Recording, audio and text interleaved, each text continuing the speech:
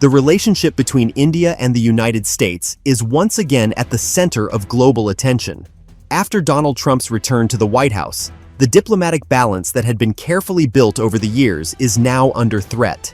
The American administration has taken a course towards strict economic protectionism and is seeking to impose new rules of the game on its partners.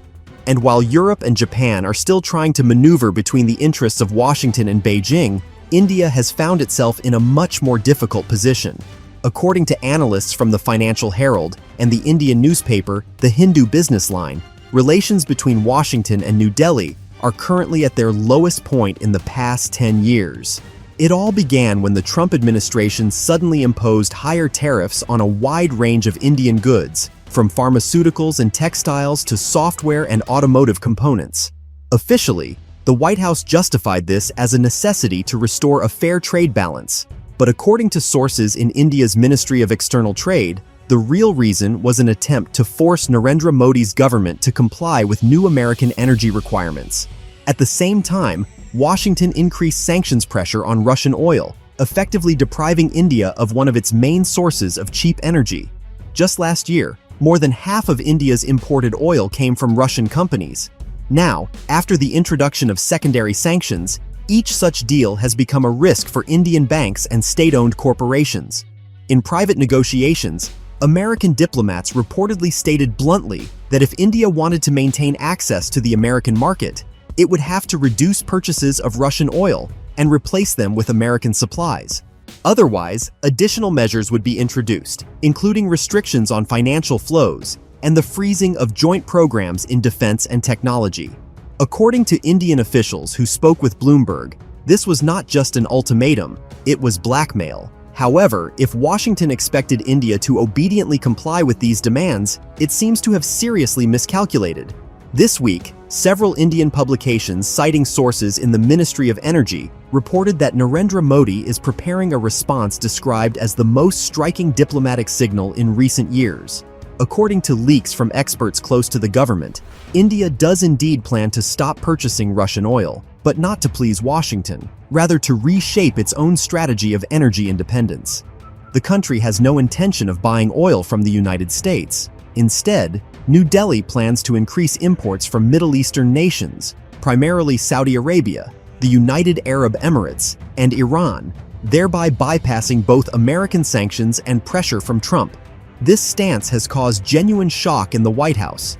According to Politico, an internal report from the U.S. National Security Council described India as a potentially unpredictable partner capable of inflicting reputational damage on American foreign policy. What particularly irritates Trump is that Modi, whom he has repeatedly called a friend, has effectively called into question the strategic partnership with the United States. Just a few years ago, the leaders of both countries were exchanging visits and promising joint technological projects, but now relations are heading toward confrontation. The American press has already begun using the term "new oil divide," drawing parallels with Cold War-era conflicts. Inside India, this shift is being perceived as an expression of national dignity. Local television channels are calling Modi's decision a response to pressure and a return to a multi-vector foreign policy. Analysts on talk shows emphasize that the country must not become dependent on either the United States or China, but instead develop its own energy routes and strategic alliances. According to Reuters, negotiations are already underway in New Delhi with Qatar and Iraq for long-term supplies of oil and liquefied gas. There are also discussions about resuming cooperation with Iran despite American objections. Some Western experts warn that such a move by India could trigger a chain reaction. If India openly rejects American oil, it will send a signal to the entire global South, says Atlantic Council analyst George Hamilton. It will show that even major democracies are not ready to unquestioningly follow Washington's course. According to CNN sources, the Pentagon fears that growing distrust between the two countries could harm joint military projects, including fighter jet programs and satellite surveillance initiatives. Interestingly, Modi's decision coincides with an intensification of Chinese diplomacy. According to the South China Morning Post, Beijing has offered India participation in a new energy corridor designed to connect Middle Eastern oil terminals with Asian markets through Pakistan. This project is being seen as an alternative to the American Indo-Pacific Partnership Initiative and effectively pulls India out of the U.S. sphere of influence. In Washington, officials are already openly discussing the possibility of a breakdown in trust and a review of several trade agreements. All this is happening amid mounting pressure on global energy markets. Oil prices are rising, the dollar is fluctuating, and within the United States, criticism of Trump's protectionist policy is growing. Some Republican senators have already stated openly that isolating India could become a strategic failure, as India was regarded as the main ally in countering China. Now, the situation is reversing. Beijing is strengthening ties with New Delhi, while Washington is losing one of its key partners. According to Al Jazeera, a closed meeting between India's energy minister and Gulf state counterparts is expected in the coming weeks, where they will discuss creating a special fund to stabilize supplies and prices. India plans to purchase a record volume of oil from Saudi Arabia and begin building new storage facilities on the coast of Gujarat. This indicates that New Delhi is preparing for a long game, a multi-year standoff in which the main weapon will be energy and trade routes rather than military force. All this forms part of a larger picture of global restructuring.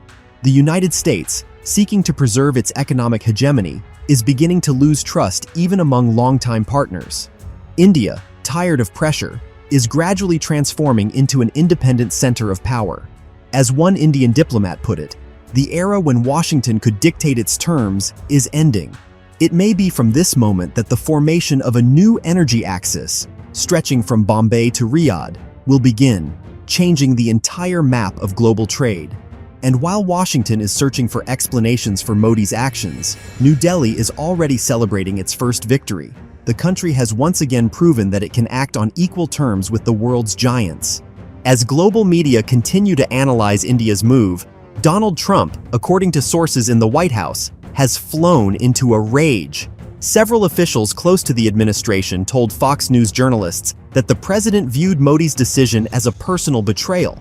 He had expected that India, benefiting from U.S. trade preferences and military support, would remain within Washington's sphere of influence. But instead, it delivered a knife in the back.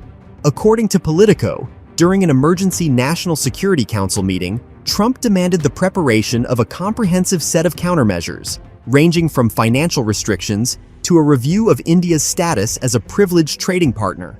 More radical steps are also being discussed, including a possible suspension of American technology supplies for Indian satellites and defense systems.